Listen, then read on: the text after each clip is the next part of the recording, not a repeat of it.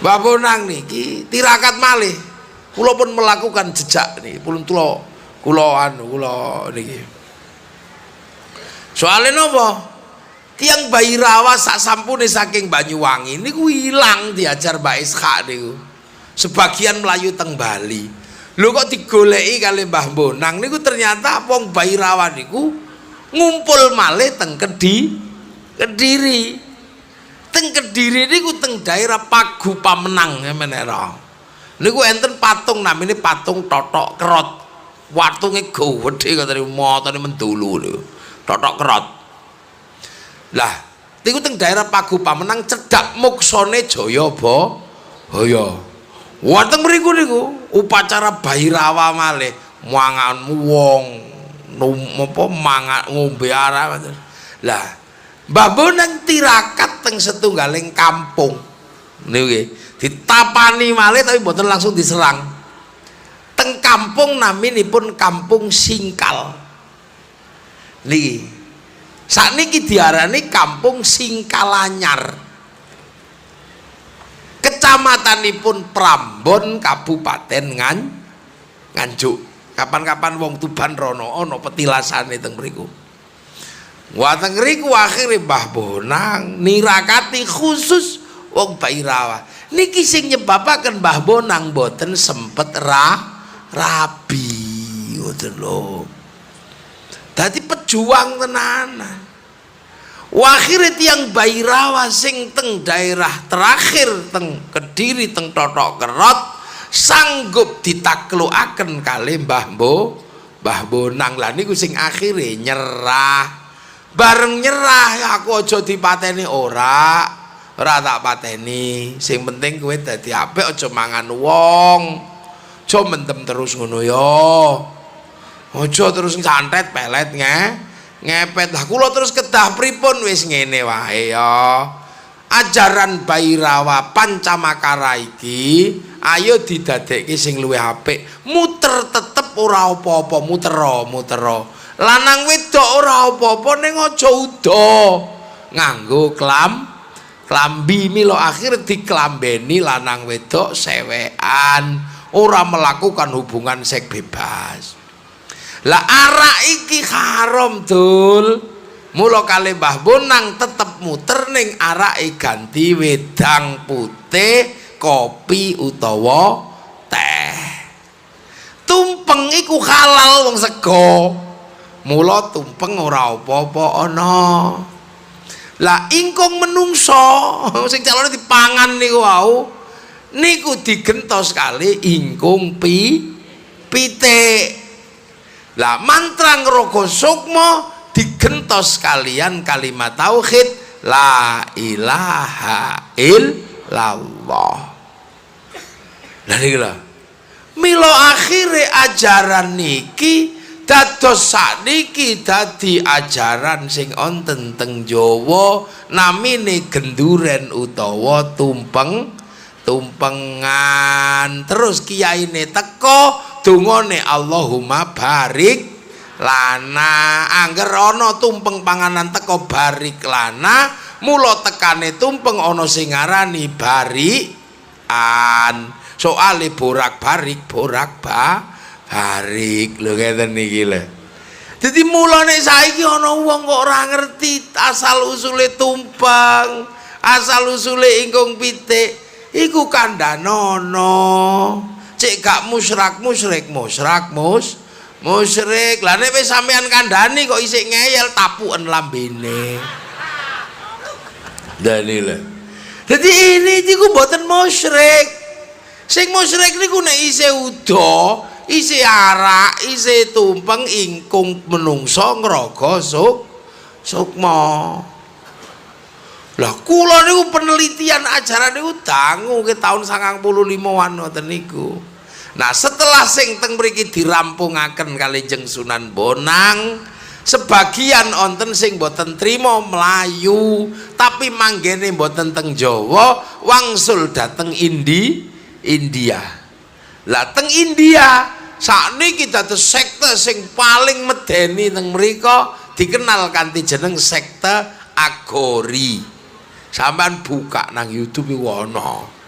Kula cerita ngeten niki taun 98, 90 pira wong lu gak ngandel dikira kira ngarang. Wah, akhirnya enten tiyang Inggris ngandel penelitian teng India menemukan sekte Agori niku.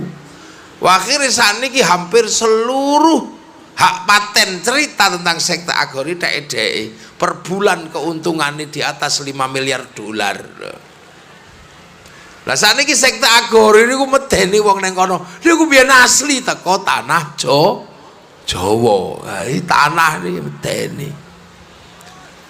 Lha niku lho sebab Mbah Bonang niki menaklukkan orang-orang yang berasal asli dari mriki.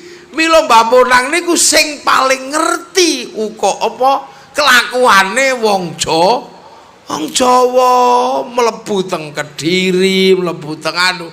Mula Mbah Bonang ini adalah cikal bakal pengislaman tanah pedalaman. Paling ngerti Mbah Bonang niku nek urusan wong Jawa. Soale napa?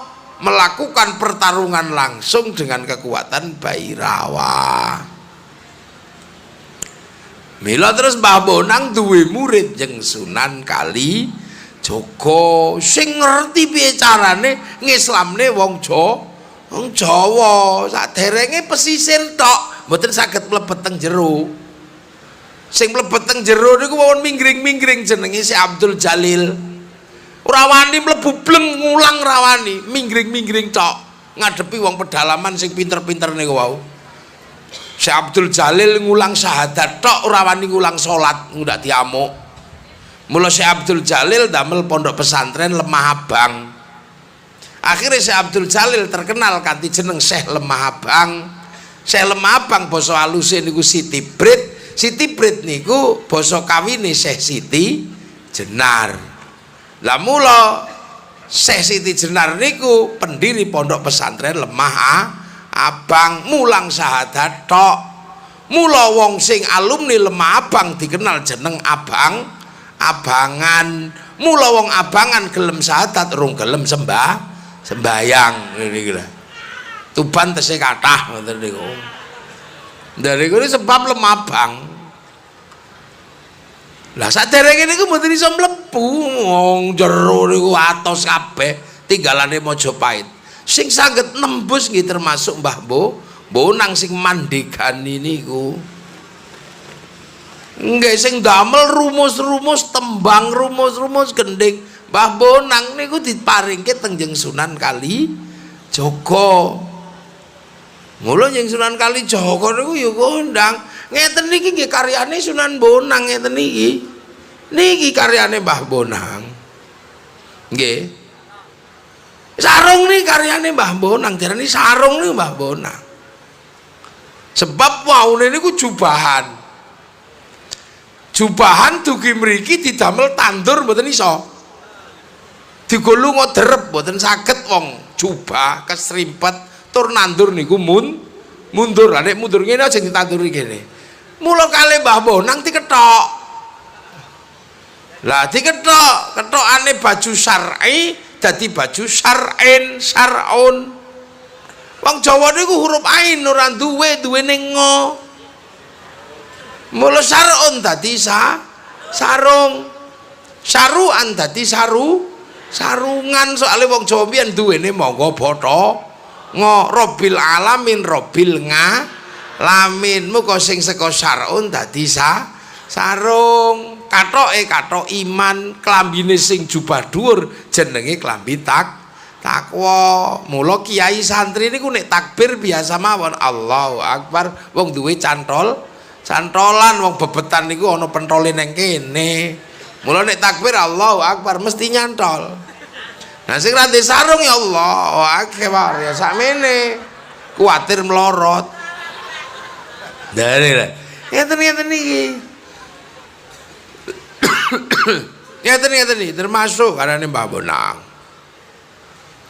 Sing ngulangi wong Jawa duwe ilmu ngerti mati Mbah Bonang.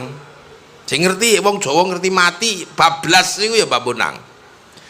Maune wong Jawa niku ngertine nek mati ku urip meneh. Jenengane reingkarnasi. nasi lah. Islam kan mboten, Islam ini mati bablas plung tek sesuk diitung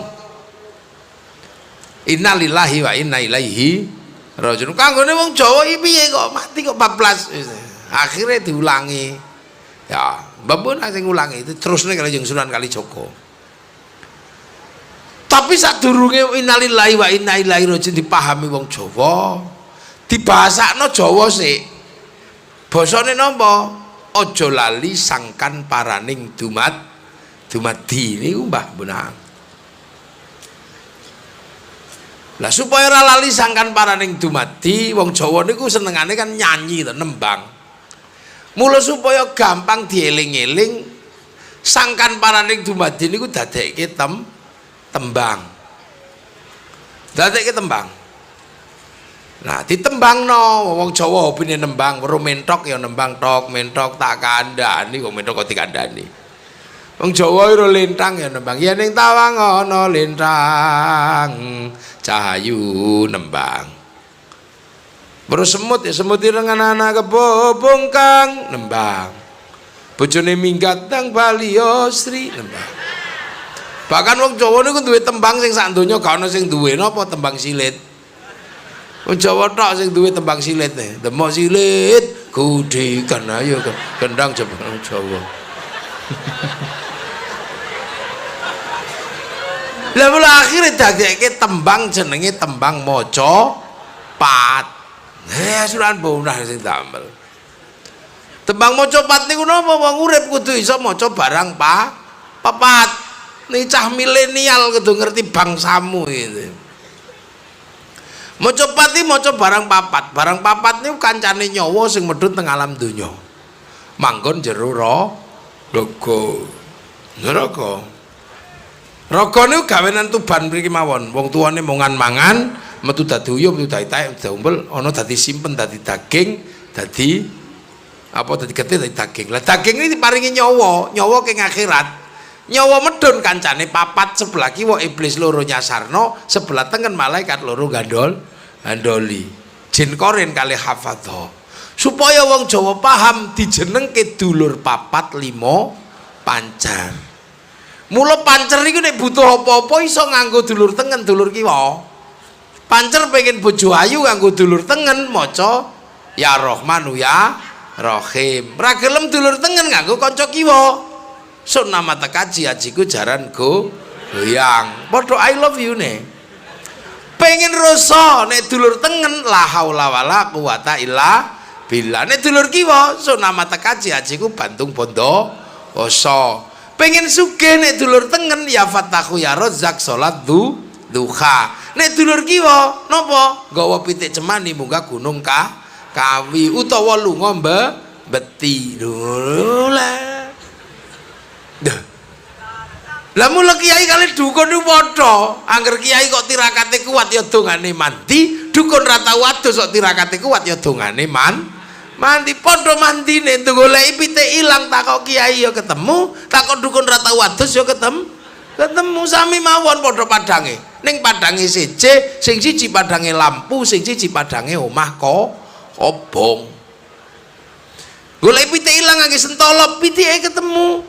Ngangge blarak dikendel diobong, pitike ketemu. Sentolope isih utuh, blarake entek obong. Bedane nar karo nur. Lah mula tembang kang kawitan dijenengke tembang Mas Kumambang. Babonang niku sing gawe niku. Mas Kumambang niku kemambange nyawa medhun teng alam donya, manggon jero raga. Nah, nek wis bar Mas Kumambang niku tembange mijil. Mijil niku napa? Lair lanang utawa lair wedok. Nek lair lanang akeh-koe wedhus loro, nek lair wedok akeh-koe wedhus siji. Lah nek wandu siji setengah. Wer ngoten ya. Nek wis bar tembang ngene iku mijil, menungso ngalami tembang kinanti cili-cili sangoni kanthi agama, kanthi akhlak diwulang ngaji lebokke TPQ TPA anak-anak niku wayah ngaji kon ngaji ra gelem ngaji saduk slontik kupinge wayah ngaji kok ora gelem ngaji wong tuane ra trimo tapuk sisan Lu kinanti. Soale kinanti ora disangoni kanthi agama kanthi akhlak, anak menungso kesusul tembang sinom wis bakal dadi cah nom mulai dablek. Lah nek wis bar tembange sinom tembange asmara dono mulai ke taman asmara taek kucing rasa coklat. Nek bar asmara dono tembange gambuh bakal jumbo lanang wedok mulai bangun rumah tangga. Lah nek bar bangun rumah tangga tembange dandang gula ketemu dandang pahit ketemu gula legi. Oleh bojo bagus pinter duwe akeh kok Pak Bupati gula. Oleh bojo wis rupane elek gak tau duwe dhuwit senengane ngramal togel iku pahit oleh dandang. Nek bar dandang gula tembange durma wayahe berdharma bakti. Cara gedang metu wae iku pakan manuk, pelem metu wae iku pakan codot. Lah wae menungso urip iki apa? Mana buah kehidupanmu? Nek duwe bondo endi bandamu sing mbok belanjake nggo wong akeh? Nek duwe ilmu endi ilmumu sing mbok manfaatke nggo wong akeh? Nek duwe tenaga endi tenagamu sing mbok manfaatke nggo wong akeh? Durma kok ranang berdharma bakti kesusul tembang pangkur. Ngerti-ngerti wis wayahe mungkur dengkul wis mulai linu untu wis mulai protol. Mbiyen nguberbal sedina ping 5 kuat, saiki ngetutno putune ning pasar malet wis melet iku pangkur. Sing nomne ndawablek tatonan naga ning dada kok wis mengkeret dadi gambar cacing, lah iku wis pangkur, wayahe mungkur. Sing maune tatone manuk Garuda kok wis mengkeret dadi manuk Peking, nah iki wis mungkur wayahe mungkur ya. Nang mlebu masjid raketang setahun pisan riya nang rono ya, nang rono wis aja petiti. Wayah pangkur kok ora nang mungkur sampean kesusul tembang megat roh copot raga sak sukmane terakhir menungso tembange pucung meng dipocong sluku bathok lebokke lawang ciut mula wong tuwek jenenge buyut siap-siap mlebu lawang ciut. Lho Mbah Bonang sing mulang. Lah nek wis mlebu lawang ciut petuk malaikat mungkar nakir mesti takoni meneh marrobuka Allahu rabbuhum Allah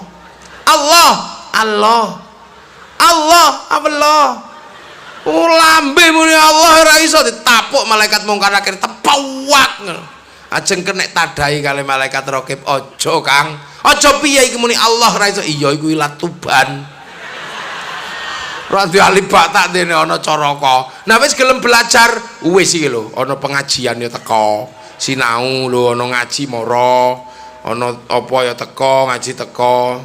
Oh iya catetane ana teko ngaji, tapi kok turu. Ora apa-apa to. Ngaji iki nek melek matane ya matane ngaji, nek ngrungokno kupinge ya kupinge ngaji. Lah nek turu iki terus piye? Bokonge tok sing ngaji. Sesuk kan tak hitung kabeh iki. Mula-mula sampean iki nek ngaji ngene wis nang turu-turu ora apa-apa, sing penting bokonge bokong ngaji. Sesuk takoni ndi ganjarane matamu? Pun telas ya Allah. Lah kok entek? Lah nggih ana wong ngising kula ndelok ngene entek. Lambemu ganjarane nggih pun telas wong ana wong numpak motor nang bokonge ketok kula muni wow entek. Lah ganjarane ngajimu ning ndi kadose sing teng bokong tese ya delok bokonge. Wa tasyhadu arjulum, oh iya bokonge ana. Oh iya bokongmu mlebu swarga. Bokong tok ya Allah. Lha mula ngeten-ngeten iki niati ngaji sinau mula sampean kula suwun nggih. Nek ana tarekah ya, Tuban kan kathah tarekah enten nggih. Sampean melok nang daftar nang kondo. Yai kula daftar melu tarekah Yai. Oh nggih. Wiritane ping pinten Yai? Ping 100 mboten kuat Yai. Nang kuatmu ping pira? Ping gangsal Yai. Lah sing 95 sapa? Panjenengan. Ngono. Lho kula kan penumpang Yai, sing penting numpak turu ngorok tekan nggon panjenengan kan sopir sing kudu melek ngoten niku pokoke engko nek medhun tak bayar ngene nak diulang ya Allah ya Allah ya Allah ya Allah ya Allah ya Allah sesuk ya Allah ya Allah ya Allah turu ya Allah ya Allah ala yo ngring ya Allah ya Allah alah suwene lho lah nek ra gelem belajar takoni marabbuka marabbuka wong ra gelem sinau hahe pak ngoten mawon tawa piling pak canggah gulune langsung dadi waring wedi ndelok akhirat cemplung non neraka diudhek njero neraka angkat gantung kaya siwur iwil tutuki meneh modal madil ketarangan bodol gwecek ajur mumur kaya getebok bosok lho mula pangkate menungso cara Mbah Bonang anak bapak simbah buyut canggah wareng udek gantung siwur tarangan bodol getebok bosok apa sampean ngene iki gak ora wong Tuban ya Allah ngene iki mbiyen dipeta jeung Sunan Kalijaga digawa nang Demak didekno keraton Demak kali jeung Raden Fata Demak bangkrut pindah teng Pajang saking Pajang dipeta jeung Joko Tingkir kali jeung Joko Tingkir bangkrut dipeta kali Danang Sutawijaya teng Jogja mula wong Jogja kaya kula tesih ngerti padahal sumbere saking bumi Tuban bumi panjenengan sedaya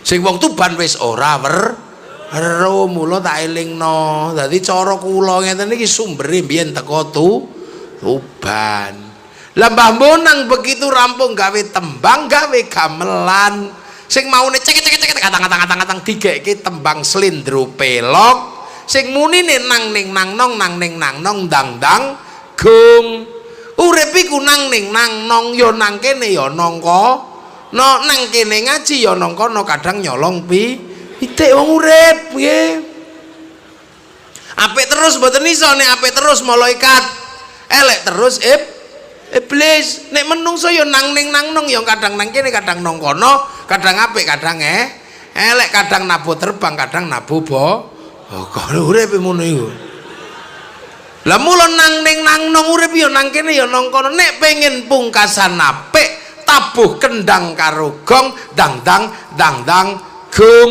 uripmu dang balik nang Sang Hyang Agung fafirru ilallah gek dang bali nang Gusti Allah ya ana tumane cuman wong Tuban wis ditinggal tekan Jogja ra ngerti akhire nang ning nang nong dang ngono kaya ayo endi wonge ana ngoten niku pun boten enten oh iya le boten enten karo merem lha niku kali jeung Sunan Kalijaga dikeki mangan wijikane mawar kenanga kantil uripmu mawarna-warna kena ngono kena ngene ning atimu kudu kantil nang Gusti Allah lho iki ulangan kok kene sedaya sing mampu menembus pedalaman akhire nglakon-lakon ngene iki dilakokne kali jeung Sunan Kalijaga pas ngedekno keraton Demak mulai gawe wayang sing wayang niku sing maune wayang beber wayang tulis ngeten iki digambar Islam melarang gambar mula dukir nggih sing ken ngukir namine Sungging Prabangkara mula natah gambar wayang jenenge nyungging hadeng mak mriko mulai diulangno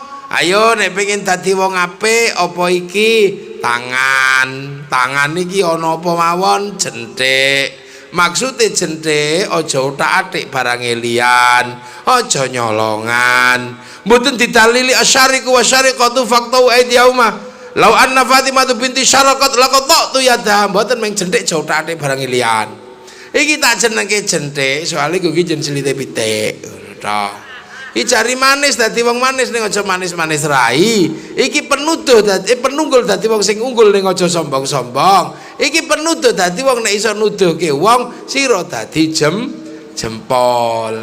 Mriki lunga ning sawah gawani pacul. Pacul iku maknane nggo ngipatke barang kang muncul. Kolongane pacul jenenge bawak kudu ana obahe awak. Lah nek wis ana obahe awak cekelane jenenge duran, aja lali ndonga ning pangeran. Hejo.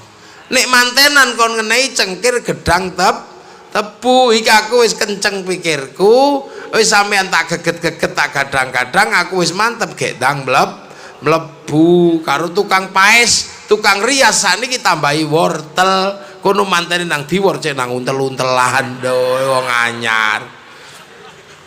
Niki lah pelajaran berharga kaya ngeten niki dibeto teng Demak kali Jeng Sunan Kali Joko. Tadi inspirator utamane Jeng Sunan Bonang. Jeng Sunan Kali Joko terkenal kuat seperti inspirasi kok kene kabeh sing mulang kok kene. Mula teng Bonang sedaya ilmune niku. Mula mboten lali Jeng Sunan Kalijaga teng Demak manggen teng setunggaling kampung diparani kali Sunan Bonang. Mula tepak panggenane diarani Bonang. Enten teng Demak niku sanding masjid rada adoh titik wonten Bonang di sone.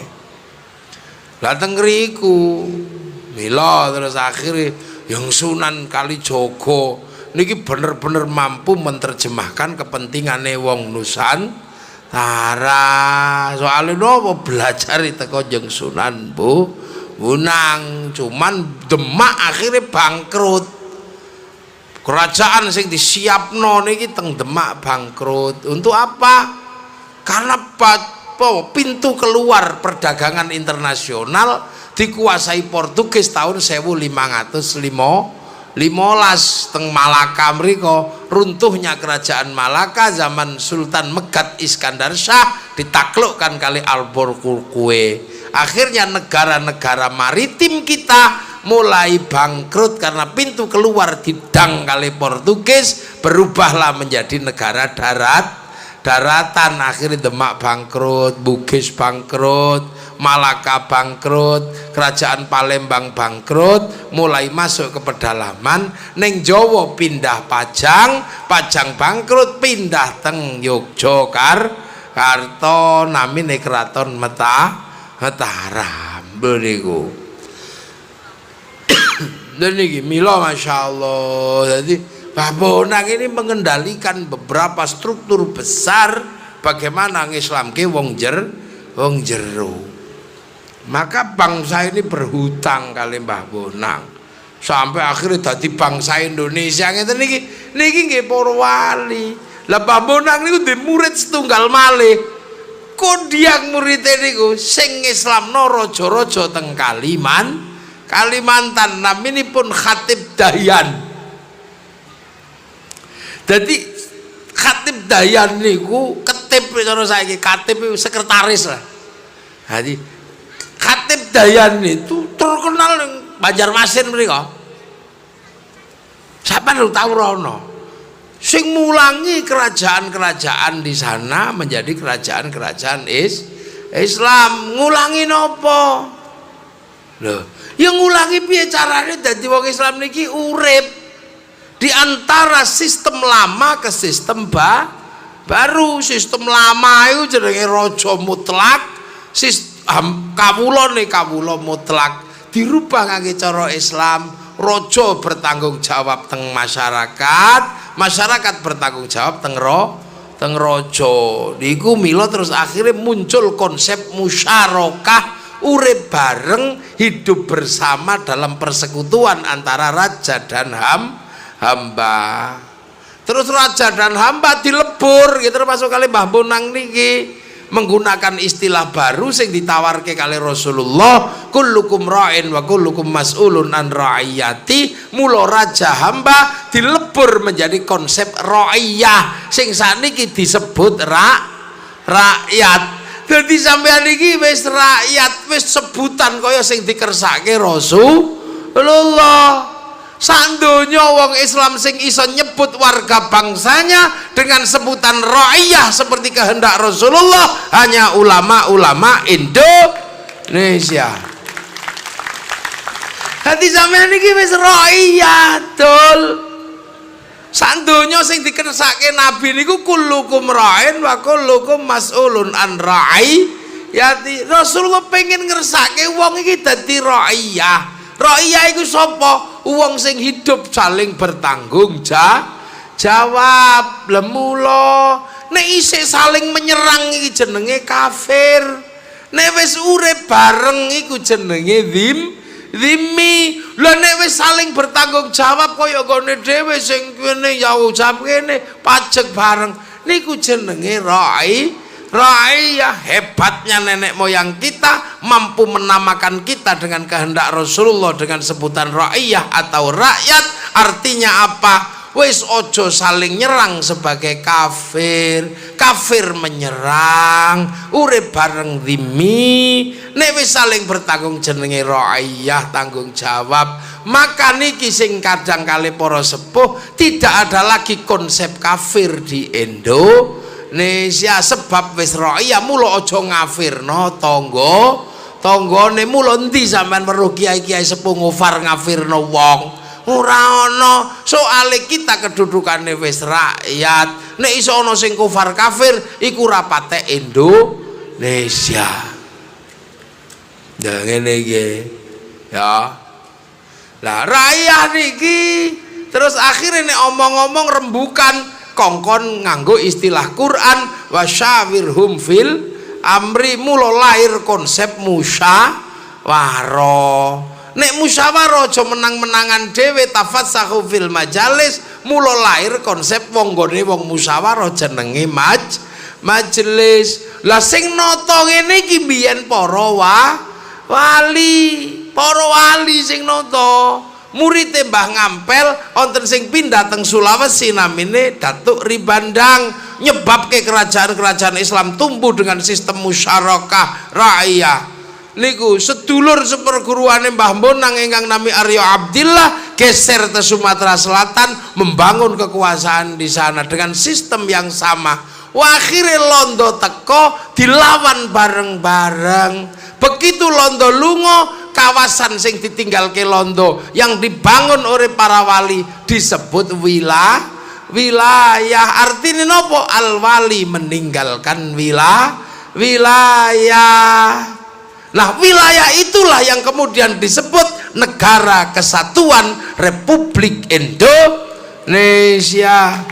Jadi ini sampai ditinggali agama pertahankan sampai mati, tinggalin Negara Kesatuan Republik Indonesia kita pertahankan sampai mati. Lho iki mulai cari bocah-bocah NKRI harga mati. Ngeten niki ulangane wali. Termasuk ulangane wali sing sakniki tesih kiyat niku tenggen kula mriko duka teng Jogja, duka teng Tuban. Napa? Nek ulan suro ora mantu. Niku ya ulangane wali. Ning kadang wong Jawa ora patek ngerti sing anyar-anyar niki. Ulan suro niku mboten duwe gawe, mboten mantu. Bahkan tenggen kula teng Jogja niku pindah omah rawani nek ulan suro. Jenengi anak enteni bar suro. Soale ulan suro niku ulan malati. Lah nek jarene wong anyar iku tahayul. Iku ulangan boten. Ulan suro niku ulan Islam. Orang yang mampu mengambil kalimat suro niku wong Islam sebab ulan suro niku dijikuk saka buntute wulan Asyura. Wong Jawa niku ulan Asyura dijikuk buntute dadi suro. Wong Jawa senengane jikuk buntute tok. Muhammad mat, Zainal Abidin bidin, Abdullah dolah, Abdurrahman Durakman. Lho niku Jawa lah. Wulan Asyura niku disebut buntute tok suro. Lah wong kene kok iso ngarani wulan Asyura? Syura iku apa? Bahkan Muharram diarani wulan Sura ora mantu ora apa.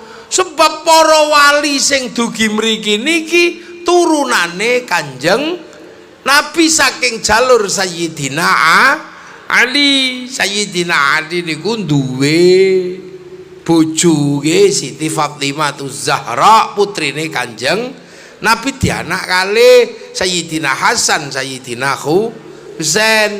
Lah Sayyidina Ali, Sayyidina Hasan, Sayyidina Husain niku hijrah dateng pundi? Dateng Persia. Persia niku Iran sakiwa tengene niku. Akhirnya Sayyidina Ali besanan kali Raja Rustum, Raja Persia. Akhirnya Raja Persia sing maune Majusi pindah Islam melu Sayyidina Ali sebab ngapik mantu Sayyidina Husain. Akhirnya tiang Majusi sing teng Persia ora menyembah geni meneh, pindah nyembah Gusti Allah. Lah wong Persia niku nek nyembah genine niku digele bangunan dhuwur namine Manara. Mila begitu melu Islam genine diguwang, bangunan Manarane digele ngarep masjid. Akhirnya masjid Persia duwe Manara. Lah wong-wong delok Manara kok apik. Akhirnya kabeh wong Islam sak donya pengen gawe Manara tekan Tuban jenenge menara. Lho niku saking Persia rumiyin. Lah Sayyidina Husain niku pada bulan Asyura terlibat konflik kali Yazid bin Muawiyah. Niku kabeh putune Nabi dipateni entek terbunuh semua karo Yazid bin Muawiyah niku teng bulan Asyura.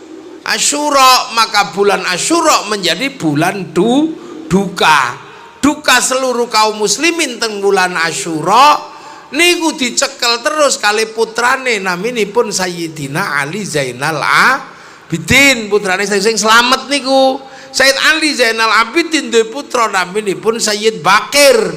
Sayyid Bakir duwe putra naminipun Sayyid Ja'far Shadiq. Sayyid Ja'far Shadiq wis ora kuat urip ning Arab niku, ora kuat saking ribute. Mula curhat dateng Kanjeng Nabi, Allahumma sholli ala Sayyidina Muhammad wa ashghilil zalimin bizzalimin wa akhrijna min bainihim salimin wa ala alihi wa sahbihi ajma'in wa akhrijna min bainihim.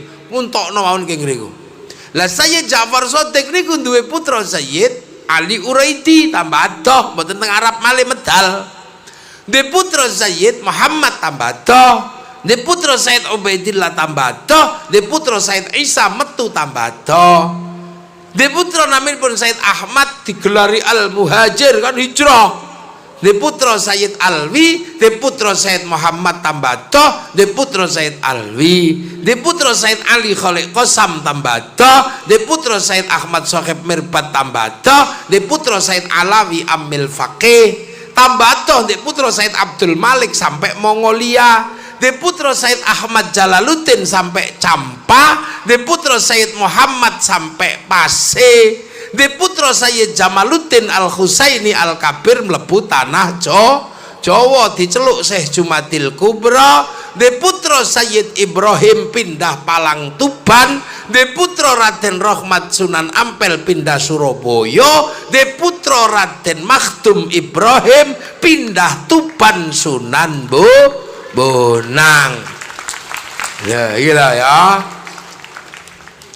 Lah kali Mbambonang ulangan ngono ku ora diilangi, ulangan sura niku. Niku lah dipeto kali jeng Sunan Kalijaga. Sunan Kalijaga dipeto muridipun naminipun Mbah Cakrajaya Sunan Geseng niku teng Pakah niku.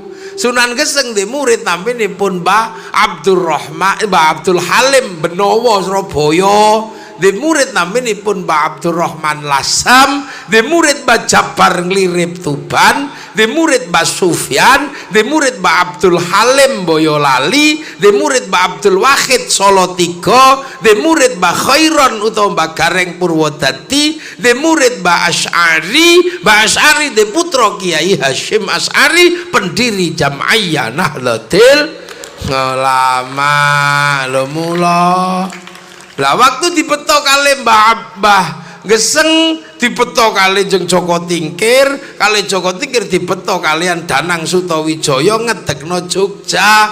Mula teng Jogja niku nek ulan sura ora mantu. Nggo ngeling-eling ini bulan duka. Mula wong Jawa nek ulan sura niku ndamel bubur abang putih. Bubur abang pertanda darah yang tumpah, bubur putih tanda tulang yang pecah. Nek wong Jawa bulan Asyura karena itu bulan yatim putune Kanjeng Nabi, mula diarani riyayane bocah yatim, bikin santunan anak ya yatim. Lha iki lho.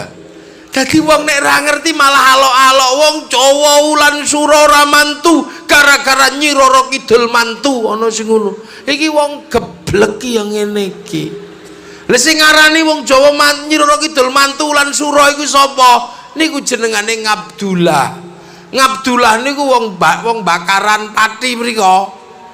Uripe kere, santri ra kuat melarat melu londo. Akhirnya melu londo duwe gelar Tunggul Wulung. Lah Tunggul Wulung niki akhirnya nulis serat kalih, serat setunggal naminipun serat napa? Sabda Palon Naya Genggong, sing setunggal namine Darma Gandul Gatholoco. Sing Sabda Palon Naya Genggong isine fitnah nek Raden Fatah nyerang Majapahit bapakne dhewe, padahal sing nyerang Majapahit nyerang Brawijaya 5 bapake jeung Raden Fatah niku namine Girindrawardana saking Kediri. Girindrawardana niku putune Jaya Katuang. Jaya Katuang niku dipateni kali Wijaya pendiri Majapahit. Wijaya niku mantune Kertanegara, Kertanegara dipateni Jaya Katuang. Jaya Katuang dendam soal Kertajaya dipateni Kenarok tahun 1222.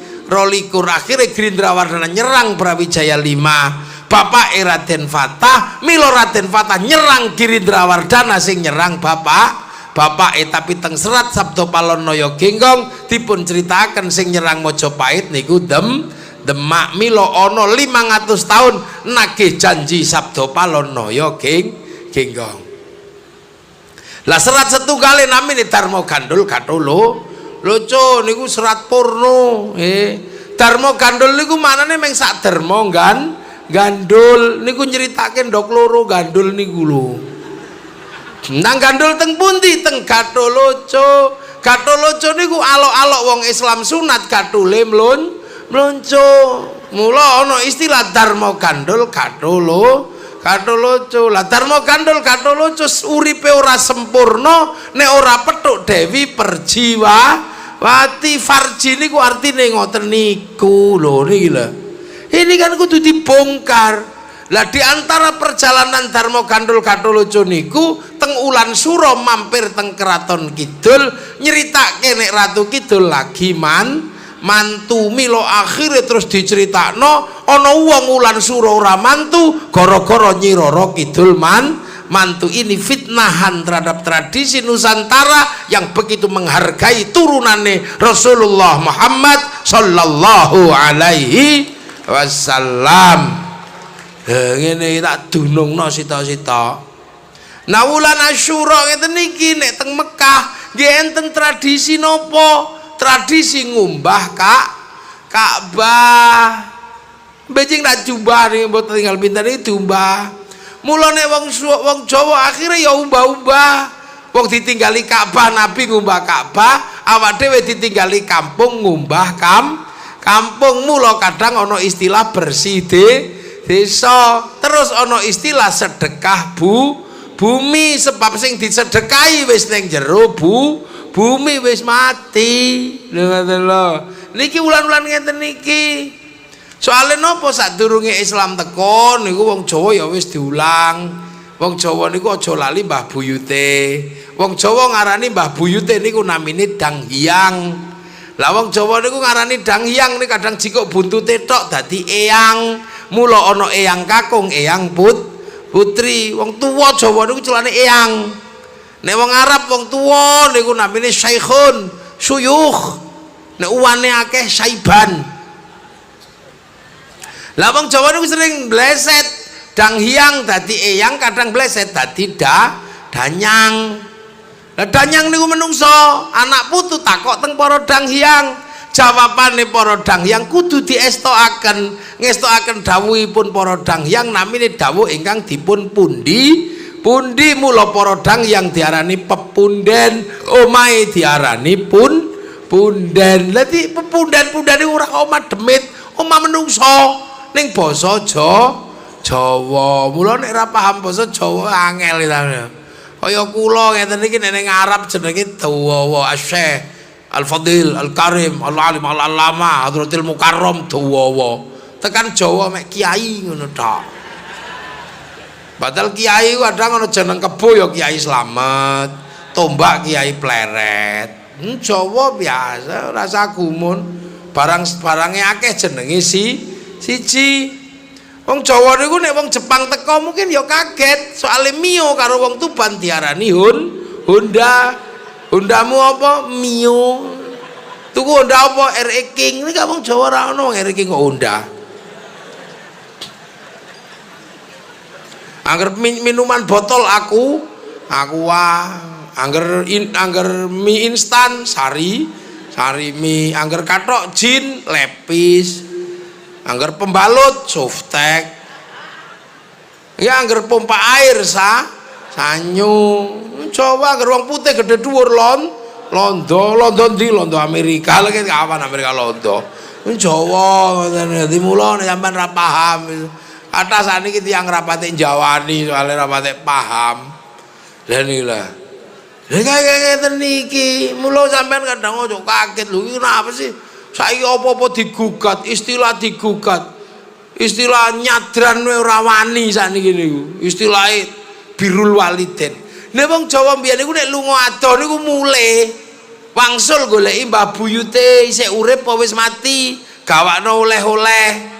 Lah tekane anak putu niku namine srada. Srada niku nek dilakoni dadi nyadran. Niku biasa kaya salat sembayang niku. Nah, halal kaya ngeten niki karo cacah milenial iki nek ora dijelasno kaya ngeten niki, iki ora paham wong cah anyar. Sampeyan lho 20 tahun urung suwe 30 tahunan lah cilikan kula niku. Sampeyan sing enom-enom tak kandhani sik ana ya. Iku nek dolanane nglumpukno lemah disikut diuyui. Iku isih hari ini jijik pisan. Sampeyan dina iki numpak ninja 4 tak cilikan kula, cilikane Pak Uda niku glundungno ban tak kandhani sampeyan, ban diglundungno keliling desa. Peleke sepeda dicopot dikei suduk terus diglindong glinding ngono. Saiki wis gak ono itu. Padahal belum 20 tahun belum 30 tahun. Golek blandingan apa sampean ono tumon saiki ra ono. Golek apa wis ra ono mangantung wis gak pate akeh. 20 tahun yang lalu sampean iku sik ono wong Tuban mesti patu digeleng kene iki pencolotan kene dolanane urung main game. Niku bentek wis ora ngerti lho, makanya anak milenial iki kaya ngene kudu dijelasno. Mula Gusti Allah niku lengi ngurutke cerita-cerita besar supaya ora dilalekke niku tenanan. Ceritane Nabi Adam isih diceritakno, bahkan menungso isih dikongkon ngadep tilase Nabi Adam. Niku ken salat ngadep Ka'bah, cek ra lali nek biyen menungso medhun teko langit. Nabi Adam kalau Siti Hawa ketemu pertama ditengeri kali Jabal Rahmah. Sampeyan lho isih dikongkon rono karo Gusti Allah jenenge ibadah haji. Nili Jabal Rahmah pas apa teng Arafah cek ora lali Mbah Adam iki mbiyen karo Siti Hawa iki teko kono kawitan pedhok. Sadurunge dadi bangsa-bangsa, sadurunge dadi Cina, sadurunge dadi Arab, sadurunge dadi Afrika, sadurunge dadi Eropa, belum jadi Indonesia, Mbah Adam niku teng Jabal Rahmah. Mula sampai nek ero Jabal Rahmah diulang aja lali nek menungso iku kabeh sedulur niku jenenge ukhuwah basyariyah. Lho bar ngono Nabi Ibrahim sing nemokke Ka'bah dibangun meneh ngono karo Gusti Allah diceritakno ya ora entuk dilalekke. Mila tilase Nabi Ibrahim jenengke Makom Ibrahim, petilasane Nabi Ismail jenengke Hijr Ismail, mloya mlayune Siti Hajar jenengke Safa Marwah, tempat balang setange Jamarut Ula Wusta Aqabah. Wong Islam kongkon napak tilas rono. Lho iki lho pentingnya memahami masa lalu untuk apa? Untuk memahami masa depan cek gak keliru. Lha iki lho Gusti Allah le nuntun umat Nabi dikon nilii rono. Lho niku lho mula kita nih gawe khol cek boten kepaten obor. 20 tahun yang lalu niku umat Nabi sing neng Indonesia niki nggih. Sampeyan tak kandhani, pengen weruh Afrika mawon ngenteni flora dan fauna. Saiki sampean karek delok iki lho sak muni-muni iki pusakamu karek ngetik. Pengen weruh Afrika, tengu Afrika karek ngetik tok metu.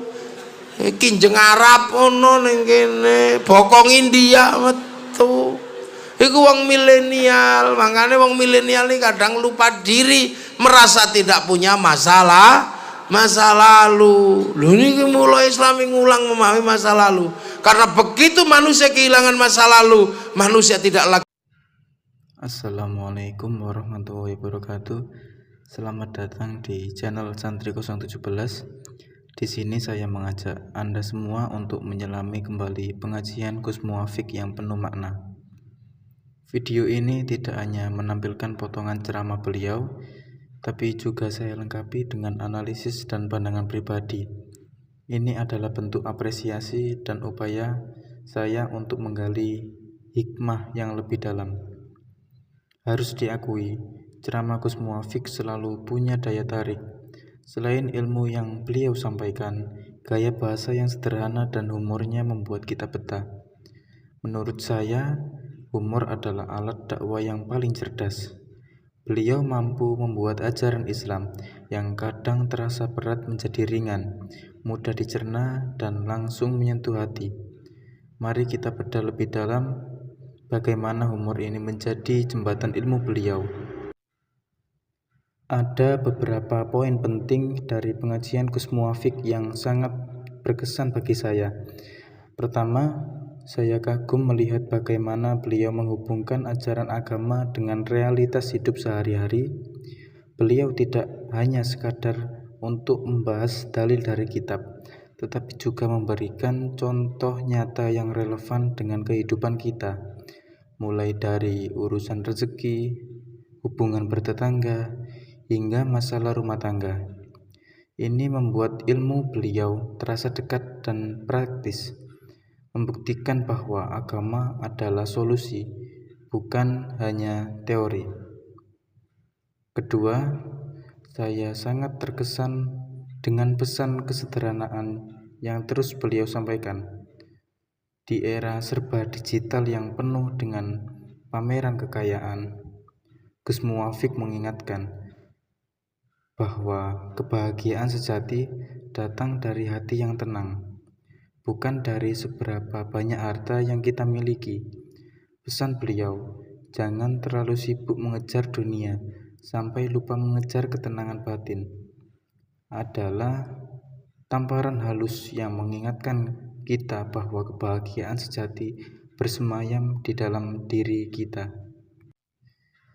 Ketiga, saya mengamati beliau mengemas dakwahnya dengan kearifan lokal Jawa. Sebagai ulama dari tanah Jawa, beliau sering menyisipkan peribahasa atau pepatah Jawa yang penuh makna. Metode ini sangat efektif karena membuat ajaran Islam lebih mudah untuk dipahami dan mengakar dalam budaya setempat. Beliau berhasil membuktikan bahwa dakwah bisa beradaptasi dengan konteks budaya tanpa mengorbankan esensi ajaran Islam itu sendiri. Dan yang terakhir adalah peran beliau sebagai figur masyarakat yang dicintai. Gus Muwafiq bukan hanya seorang penceramah, beliau adalah sosok yang dekat dengan umatnya, penasehat, pendengar masalah, dan pemimpin spiritual. Beliau berbicara bukan dari posisi yang lebih tinggi, melainkan sebagai seorang ayah, teman, atau guru yang tulus membimbing. Ini mengajarkan kita tentang pentingnya adab dan ketulusan dalam berdakwah. Pesan inti dari video pengajian Gus Muafik ini adalah bahwa ajaran Islam yang disampaikan dengan cara yang mudah dipahami dan membumi tidak hanya menambah pengetahuan, tapi juga membawa ketenangan dan inspirasi. Dalam pengajian itu, kita diajarkan tentang pentingnya bersabar dan ikhlas sebagai kekuatan batin untuk menjalani hidup. Kita juga diingatkan untuk lebih fokus pada introspeksi dan memperbaiki diri, alih-alih sibuk mencari kesalahan orang lain. Inti dari semua ajarannya adalah bahwa Islam adalah agama yang mudah, damai, dan menjadi solusi bagi segala masalah kehidupan. Jangan lupa berkomentar dan jangan lupa berinteraksi di channel saya. Saya selaku kreator dari Santri 017. Assalamualaikum warahmatullahi wabarakatuh.